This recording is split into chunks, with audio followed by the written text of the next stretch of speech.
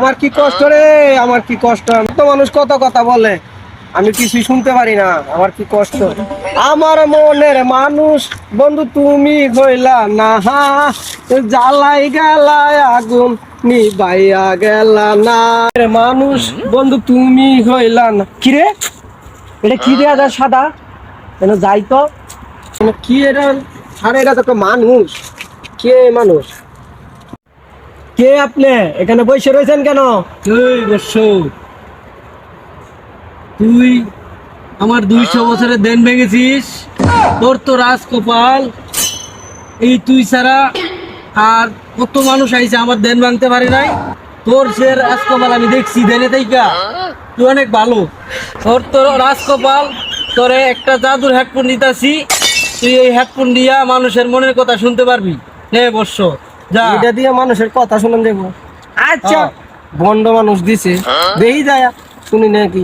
থাক বন্ড, থাক আমি যাই। কি রে এন সাব্বির বয়ে রয়েছে। হে বন্ড বাবা না হেডফোন দিছি, কইছেন যে মনের কথা শোনা যা দিগা তো সাব্বিরে কিভাবে চুপি চুপি। সকিনার লাগে যখন প্রেম করতাম, কত কি দিত।